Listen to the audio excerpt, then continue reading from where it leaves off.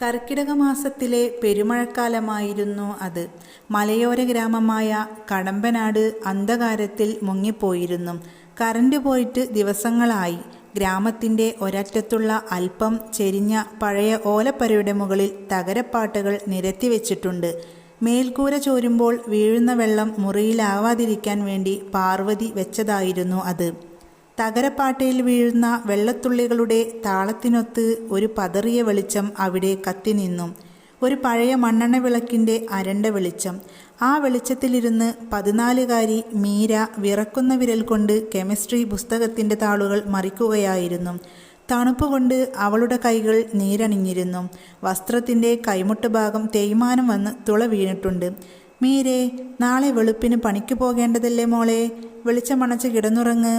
മണ്ണെണ്ണ ഇനി ഒരു തുള്ളി പോലുമില്ല കയ്യിൽ. അടുക്കളയിൽ നിന്ന് അമ്മ പാർവതി വിറക്കുന്ന ശബ്ദത്തോടെ പറഞ്ഞു. ഇല്ല അമ്മേ, സ്കൂളിൽ മോഡൽ പരീക്ഷയാണ്. അരമണിക്കൂർ കൂടി. ഈ ഒരു പാഠം കൂടി പഠിക്കാനുണ്ട്. അതും കൂടി തീർത്തിട്ട് ഞാൻ കിടന്നുറങ്ങിക്കൊണ്ട് കണ്ണു തിരുമ്മിക്കൊണ്ട് മീര പറഞ്ഞു. അതേസമയം അപ്പുറത്തെ മുറിയിൽ നിന്ന് രാഘവൻ്റെ വിടാത്ത ചുമ കേട്ടു. കൂലിപ്പണിക്കാരനായ രാഘവന് കഴിഞ്ഞ കുറച്ചു മാസങ്ങളായി കടുത്ത ശ്വാസം മുട്ടലായിരുന്നു. മാസം തികയുമ്പോൾ മരുന്ന് വാങ്ങാൻ പോയിട്ട് വീട്ടുചെലവിന് പോലും വകയില്ലാത്ത അവസ്ഥ. സായാഹ്നങ്ങളിൽ തെരുവ് വിളക്കിൻ്റെ ചുവട്ടിലിരുന്നാണ് മീര പലപ്പോഴും പഠിച്ചിരുന്നത്. ഗ്രാമത്തിലെ ആളുകൾ അതിലൂടെ പോകുമ്പോൾ പരിഹാസത്തോടെ പറയുമായിരുന്നു, ദാ നോക്ക്, അടിയാൻ്റെ മകൾ കലക്ടറാകാൻ പഠിക്കുകയാണ്. മീര പരിഹാസങ്ങളെയെല്ലാം നിശബ്ദമായി ഉള്ളിലൊതുക്കി. അവളുടെ ലക്ഷ്യം ഒന്നേ ഉണ്ടായിരുന്നുള്ളൂ, തൻ്റെ മാതാപിതാക്കളെ ഈ ദാരിദ്ര്യത്തിൽ നിന്നും എങ്ങനെയെങ്കിലും കരകയറ്റണം. ആ ഒരു ചിന്ത മനസ്സിൽ കൊണ്ട് അവൾക്ക് പഠിക്കാനുള്ള ആവേശം കൂടി. മീര നല്ലപോലെ പഠിച്ച് 10ാം ക്ലാസ് പരീക്ഷ എഴുതി. പരീക്ഷാഫലം വന്നു. കടമ്പനാട് സ്കൂളിൽ വലിയ ആഘോഷമായിരുന്നു. എന്നാൽ മീരയുടെ വീട്ടിൽ കനത്ത നിശബ്ദത നിഴലിച്ചു. മീര 10 വിഷയത്തിലും A+ നേടി സ്കൂളിൽ ഒന്നാമതായി വിജയിച്ചിരിക്കുന്നു. വാർത്തയറിഞ്ഞ് പത്രക്കാരും അയൽവാസികളും മീരയുടെ വീട്ടിലേക്കെത്തി. എന്നാൽ മീരയുടെ വീട്ടിലെ അന്തരീക്ഷം ശോകമൂകമായിരുന്നു.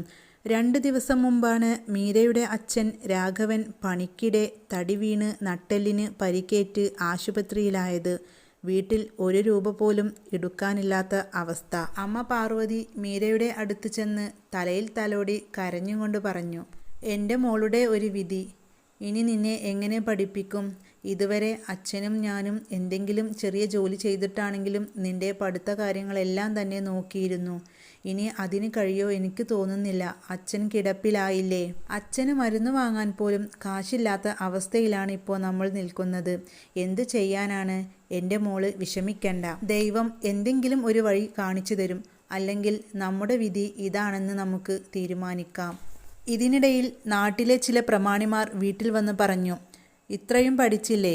ഇത് തന്നെ നിനക്ക് ധാരാളമാണ്. ഇനി നീ പഠിക്കണ്ട. ഏതെങ്കിലും കടയിൽ പോയി എന്തെങ്കിലും പൈസ സമ്പാദിക്കാൻ നോക്ക്. അച്ഛന് മരുന്ന് വാങ്ങണ്ടേ? അതുപോലെ തന്നെ നിങ്ങളുടെ ചെലവും കഴിയണ്ടേ? ഇതൊക്കെ ആര് ചെയ്യുമെന്ന വിചാരം? ഇനി നീ പഠിച്ചിട്ടൊന്നും കാര്യമില്ല. ഇതെല്ലാം കേട്ടപ്പോൾ മീരയുടെ മനസ്സിന് ഒരുപാട് വിഷമം തോന്നി. ഇത്രയും നാൾ ഞാൻ ഉറക്കമൊഴിച്ച് പഠിച്ചിട്ട് എനിക്ക് ഒരു കാര്യവുമില്ലാതായോ ദൈവമേ? മീര തൻ്റെ പുസ്തകങ്ങളെല്ലാം കയ്യിലെടുത്ത് കനലെരിയുന്ന വേദനയോടെ ആ പുസ്തകങ്ങളെല്ലാം നോക്കി. എന്നിട്ട് എല്ലാം ഓരോന്നായി പെട്ടിയിലേക്ക് അടുക്കി വെച്ചു. അവളുടെ മോഹങ്ങളും ആഗ്രഹങ്ങളും എല്ലാം നിന്നുപോയി എന്ന നിലയിൽ അവളെല്ലാം തന്നെ പെട്ടിയിലിട്ട് പൂട്ടി. അവൾ മനസ്സുരുകി ദൈവത്തോട് പറഞ്ഞു, ദൈവമേ, ഞാൻ ഇത്രയും കഠിനമായി പഠിച്ചത് വേറെ ഒന്നിനുമല്ല, എൻ്റെ മാതാപിതാക്കളെ ദാരിദ്ര്യത്തിൽ നിന്നും കരകയറ്റാൻ വേണ്ടിയാണ്. അത് നീ എനിക്ക് സാധിച്ചു തരില്ലേ? 1-2 ദിവസം കഴിഞ്ഞപ്പോഴേക്കും വീട്ടിലെ ആഹാര സാധനങ്ങളെല്ലാം തന്നെ തീർന്നു പോയി. അവർ മുഴുവനായും പട്ടിണിയിലായി. രാവിലെ വീട്ടിലെ ജോലികളെല്ലാം കഴിഞ്ഞ് അമ്മ അയൽപക്കത്തെ വീടുകളിൽ ജോലി അന്വേഷിക്കാൻ പോയ സമയമായിരുന്നു. ആ ഒരു സമയത്ത് പെട്ടെന്ന് വീടിൻ്റെ മുന്നിലതാ ഒരു ചുവന്ന വണ്ടി നിൽക്കുന്നു. അത് ആരാണെന്ന് നോക്കാൻ വേണ്ടി മീര ജനലിൻ്റെ അരികിലൂടെ എത്തി നോക്കി. അത് മറ്റാരുമായിരുന്നില്ല, മീരയുടെ സ്കൂളിലെ മലയാളം അധ്യാപികയായ ശാന്ത ടീച്ചറായിരുന്നു. തുടർച്ചയായി 2 ദിവസം മീര സ്കൂളിൽ വന്നിട്ടില്ല. അതിനു പുറമെ എല്ലാവരും +1നുള്ള അപേക്ഷ കൊടുത്തിട്ടുണ്ട്. മീരയുടെ അപേക്ഷ അതിൽ കാണുന്നില്ല. സ്കൂളിൽ ഉന്നതമായ മാർക്ക് ലഭിച്ചിട്ടും മീര എന്തുകൊണ്ടാണ് +1ന് അപേക്ഷ കൊടുക്കാത്തതെന്ന് കാരണം അറിയാൻ വേണ്ടിയാണ് ശാന്ത ടീച്ചർ വീട്ടിലേക്ക് വന്നത്. മഴയത്ത് ചോർന്നൊലിക്കുന്ന ഓലപ്പുരയും കിടപ്പിലായ രാഘവനെയും കണ്ടപ്പോൾ ശാന്ത ടീച്ചറുടെ കണ്ണുകളിൽ നിന്നും അറിയാതെ കണ്ണുനീർ വീണു. ടീച്ചർ ഇടറിയ ശബ്ദത്തോടെ ചോദിച്ചു, മീര എവിടെ? ആ ഒരു സമയം മീര വീടിൻ്റെ ഒരു മൂലയിൽ തലയും താഴ്ത്തി നിൽക്കുന്നുണ്ടായിരുന്നു. ശാന്ത ടീച്ചറെ കണ്ടപ്പോൾ മീരയ്ക്ക് സങ്കടം സഹിക്കാനായില്ല. അവളുടെ കണ്ണിൽ നിന്നും കണ്ണുനീർ തുള്ളികൾ ഒഴുകി വന്നു. ഇത് കണ്ടപ്പോൾ ടീച്ചർ അവളെ കെട്ടിപ്പിടിച്ചു. എന്നിട്ട് പറഞ്ഞു, എടി, മണ്ടത്തരം കാണിക്കാതെ. ദാരിദ്ര്യത്തിൻ്റെ പേരിൽ പഠിത്തം നിർത്താനാണോ നീ നിൽക്കുന്നത്? നിന്റെ ഉള്ളിലെ വിഷമം എനിക്കറിയാം കുട്ടി. നീ വിഷമിക്കാതിരിക്ക്, നമുക്ക് വഴിയുണ്ടാക്കാം. നീ നന്നായിട്ട് പഠിച്ച് ഈ നാട്ടിലെ വലിയ ആളാവും. ശാന്ത ടീച്ചർ അവളുടെ തലയിൽ തലോടി അവളെ മെല്ലെ ആശ്വസിപ്പിച്ചു. എന്നിട്ട് മീരയുടെ അച്ഛൻ രാഘവൻ്റെ കൈപിടിച്ചു പറഞ്ഞു, രാഘവേട്ടാ, നിങ്ങൾ വിഷമിക്കണ്ട. നിങ്ങളുടെ മോളെ നമുക്ക് പഠിച്ച് നല്ല നിലയിലെത്തിക്കാം. ഇവളുടെ മുഴുവൻ പഠന ചെലവും ഞാൻ നോക്കാം. ട്യൂഷൻ ഫീസും ബസ് ഫീസും ബാക്കി പുസ്തകങ്ങളും യൂണിഫോമും എല്ലാം തന്നെ ഞാൻ ഏറ്റെടുക്കാം. ഇവളെ നമുക്ക് പഠിപ്പിച്ച് വലിയ നിലയിലെത്തിക്കണം. ശാന്ത ടീച്ചർ ഇത് പറഞ്ഞതോടെ മീര ടീച്ചറുടെ കാലിൽ വീണ് പൊട്ടിക്കരഞ്ഞു.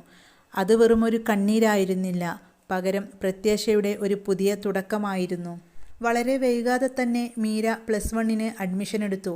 ഹയർ സെക്കൻഡറി പഠനം മീരയ്ക്ക് വളരെ കഠിനമായ ബുദ്ധിമുട്ടായിരുന്നു. അവളെ നല്ല പരീക്ഷണത്തിൻ്റെ വഴിയിലൂടെയായിരുന്നു അവൾ സഞ്ചരിച്ചിരുന്നത്. വെളുപ്പിന് 4 മണിക്ക് എണീറ്റ് വീട്ടിലെ ജോലികളെല്ലാം തീർത്ത് അച്ഛന് മരുന്നും കൊടുത്ത് 3 കിലോമീറ്ററോളം നടന്നായിരുന്നു അവൾ ബസ് സ്റ്റോപ്പിലേക്ക് എത്തിയിരുന്നത്. കോളേജിൽ ഉച്ചസമയത്തെ ഭക്ഷണത്തിനൊക്കെ കൂട്ടുകാരെല്ലാം തന്നെ ക്യാൻറ്റീനിൽ പോയി വിഭവസമൃദ്ധമായ ഭക്ഷണങ്ങൾ കഴിക്കുമ്പോൾ മീര തൻ്റെ കയ്യിൽ എന്താണോ ഉള്ളത് അത് കഴിക്കും. അല്ലെങ്കിൽ ആരോടും മിണ്ടാതെ ഒറ്റയ്ക്കിരിക്കും. ചില അഹങ്കാരികളായ കുട്ടികളെല്ലാം അവളോട് ചെന്ന് പറയും, നീ എന്തിനാണ് പഠിക്കുന്നത്? പഠിച്ചിട്ടൊന്നും കാര്യമില്ല. നിനക്ക് ക്യാഷുണ്ടോ കയ്യിൽ? ക്യാഷുണ്ടെങ്കിൽ നിനക്ക് ഒരുപാട് നിലയിലെത്താം. ക്യാഷില്ലാതെ എന്തിനാണ് ഇവിടെ വന്ന് പഠിക്കുന്നത്? നിനക്ക് വല്ല ജോലിക്കും പോയിക്കൂടെ എന്നൊക്കെ അവർ പറയാറുണ്ട്. അതെല്ലാം കേട്ട് സഹിച്ച് മീര തൻ്റെ പഠനകാര്യത്തിൽ മാത്രം ശ്രദ്ധിച്ചിരിക്കും. ഒഴിവു സമയങ്ങളിൽ അവൾ ലൈബ്രറിയിലേക്ക് പോയി അവിടെ പുസ്തകങ്ങൾ വായിച്ച് നല്ല നല്ല കഥകളും കവിതകളുമെല്ലാം വായിച്ച് മനസ്സിനെ ശാന്തമാക്കും. ശാന്ത ടീച്ചർ നൽകിയ പിന്തുണ അവൾക്ക് വലിയൊരു ഊർജമായിരുന്നു. അങ്ങനെ അവൾ ഹയർ സെക്കൻഡറി പരീക്ഷയും എഴുതി ഉന്നത മാർക്കോടെ സംസ്ഥാന തലത്തിൽ റാങ്കോടുകൂടെ തന്നെ അവൾ വിജയിച്ചു. +2 ശേഷം മീരയുടെ ജീവിതം പുതിയൊരു വഴിത്തിരിവായിരുന്നു. ഡൽഹിയിലെ പ്രശസ്തമായ സർവകലാശാലയിൽ ബിരുദ പഠനത്തിനായി സ്കോളർഷിപ്പോടുകൂടി അവൾക്ക് അവിടെ അവസരം ലഭിച്ചു. അതിൻ്റെ കൂടെ സിവിൽ സർവീസ് പരീക്ഷയ്ക്ക് പഠിക്കാനും അവൾ തീരുമാനിച്ചു. ഡൽഹിയിലെ അതികഠിനമായ ചൂടും തണുപ്പും ഒന്നും അവളെ തളർത്തിയില്ല. ഒരു ദിവസം 15 മണിക്കൂറോളം പഠിക്കാനായി അവൾ മാറ്റിവെച്ചു. മറ്റു കുട്ടികളെപ്പോലെ നല്ല നല്ല ഭക്ഷണങ്ങൾ കഴിക്കാനോ വില കൂടിയ വസ്ത്രങ്ങൾ വാങ്ങാനോ അവൾ ആഗ്രഹിച്ചിരുന്നില്ല. അവളുടെ ഒഴിവിനനുസരിച്ച് മറ്റുള്ള കുട്ടികൾക്ക് ട്യൂഷൻ എടുത്തുകൊണ്ട് ചിലവിനുള്ള പൈസ അവൾ നിത്യേന കണ്ടെത്തിയിരുന്നു.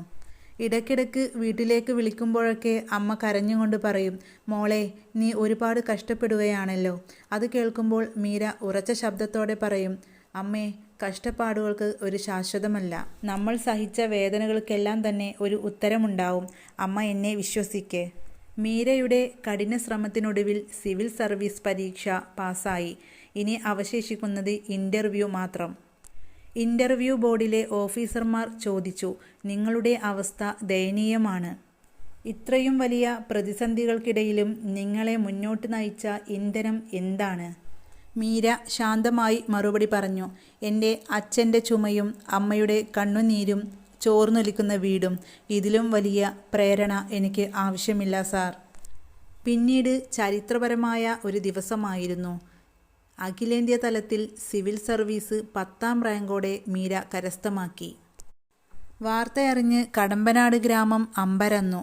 പത്രങ്ങളിലും TV ചാനലുകളിലും മീരയുടെ ചിത്രം നിറഞ്ഞു. മാസങ്ങൾക്ക് ശേഷം ചുവന്ന ലൈറ്റ് മിന്നുന്ന കറുത്ത ഔദ്യോഗിക കാറ് കടമ്പനാട് ഗ്രാമത്തിലേക്ക് കടന്നുവന്നു. മീര ആ ജില്ലയുടെ പുതിയ സബ് കളക്ടറായി ചുമതലയേൽക്കാൻ വരികയായിരുന്നു. പാതയോരത്ത് നാട്ടുകാർ മുഴുവനും തടിച്ചുകൂടിയിരുന്നു. മീരയെ അന്ന് കളിയാക്കിയവരെല്ലാം, അതുപോലെ തുണിക്കടയിലേക്ക് പറഞ്ഞയക്കാൻ പറഞ്ഞവരെല്ലാം തന്നെ കയ്യടികളോടുകൂടി പൂച്ചെണ്ടുകൾ നൽകാനായി കാത്തുനിന്നു. കാറിൽ നിന്നും ഇറങ്ങിയ മീര ആഡംബരമായുള്ള സ്വീകരണങ്ങളെയെല്ലാം മാറ്റിവെച്ച് അതിനിടയിൽ നിൽക്കുന്ന അച്ഛൻ്റെയും അമ്മയുടെയും അടുത്തേക്ക് ഓടിച്ചെന്നു. അച്ഛൻ്റെ ഉണങ്ങിയ കൈകൾ പിടിച്ച് അവൾ തൻ്റെ നെഞ്ചോട് ചേർത്തു. അമ്മയുടെ കണ്ണീര് തുടച്ചു. അതിനുശേഷം അവിടെ അരികിൽ നിന്നിരുന്ന ശാന്ത ടീച്ചറുടെ കാലിൽ വീണ് നമസ്കരിച്ചു. ശാന്ത ടീച്ചർ അവളെ മാറോട് ചേർത്തു. പിന്നീട് അവിടെ കൂടിയ നാട്ടുകാരെയെല്ലാം നോക്കി ഒന്ന് പുഞ്ചിരിച്ചു. കളക്ടറായി ചാർജ് എടുത്തിട്ട് മീര ആദ്യം ചെയ്തത് 3 കാര്യങ്ങളായിരുന്നു. ആദ്യം തന്നെ തൻ്റെ അച്ഛനും അമ്മയ്ക്കും ചോർന്നൊലിക്കാത്ത ഒരു വീട് പണിതു നൽകി അച്ഛൻ്റെ ചികിത്സ ഉറപ്പാക്കി. അടുത്തതായി സാമ്പത്തികമായി പിന്നോക്കം നിൽക്കുന്ന മിടുക്കരായ പെൺകുട്ടികളെ പഠിക്കാൻ വേണ്ടി അത്ഭുതവിളക്ക് എന്ന പദ്ധതി കൊണ്ടുവന്നു. അതിൻ്റെ കീഴിൽ സൗജന്യമായി പഠനം അവർക്ക് ഉറപ്പാക്കി. മൂന്നാമതായി ഗ്രാമത്തിൽ നല്ലൊരു ലൈബ്രറി കൊണ്ടുവന്നു. താൻ ചെറുപ്പത്തിൽ തെരുവ് വിളക്കിൻ്റെ വെളിച്ചത്തിൽ പഠിച്ച അതേ ഗ്രാമത്തിൽ ഡിജിറ്റൽ സമ്പ്രദായത്തോടു കൂടിയുള്ള ഒരു ലൈബ്രറി അവൾ സ്ഥാപിച്ചു. സ്ഥാപനത്തിൻ്റെ ഉദ്ഘാടന ചടങ്ങിൽ കുട്ടികളോട് സംസാരിക്കവേ മീര പറഞ്ഞു, നിങ്ങളുടെ ഇന്നത്തെ സാഹചര്യം എന്തുമാകട്ടെ, ദാരിദ്ര്യമോ പ്രതിസന്ധികളോ എന്തുമാകട്ടെ, നിങ്ങളുടെ സ്വപ്നങ്ങളെ അതിരുകളിടാൻ ആരെയും അനുവദിക്കരുത്. കഠിനാധ്വാനം ചെയ്യാൻ നിങ്ങൾ തയ്യാറാണെങ്കിൽ ഈ ലോകത്ത് നിങ്ങൾക്ക് കീഴടക്കാൻ കഴിയാത്തതായി ഒന്നുമില്ല. അന്ന് ചോർന്നൊലിക്കുന്ന ഓലപ്പുരയിൽ നിന്ന് മണ്ണെണ്ണ വിളക്കിൻ്റെ അരണ്ട വെളിച്ചത്തിൽ നിന്നും സ്വപ്നം കണ്ട ആ കൊച്ചു പെൺകുട്ടി ഇന്ന് ആയിരക്കണക്കിന് പെൺകുട്ടികൾക്ക് വലിയൊരു വെളിച്ചമേകുന്ന നക്ഷത്രമായി മാറിക്കഴിഞ്ഞു. അതിമനോഹരമായ ഈയൊരു കഥ ഇവിടെ അവസാനിക്കുന്നു. ഇതിൽ നിന്നും നാം മനസ്സിലാക്കേണ്ടത് സാമ്പത്തിക ബുദ്ധിമുട്ടുകളോ പ്രതികൂല സാഹചര്യങ്ങളോ ഒരാളുടെ വിജയത്തിന് തടസ്സമല്ല. ലക്ഷ്യബോധവും കഠിനാധ്വാനവും ഉണ്ടെങ്കിൽ ഏതു പ്രതിസന്ധിയും മറികടന്ന് നമുക്ക് വിജയത്തിലേക്കെത്താം. കഥ ഇഷ്ടപ്പെട്ട ഒന്ന് ലൈക്ക് ചെയ്ത് സബ് ചെയ്ത് കൂടെ കൂട്ടണേ.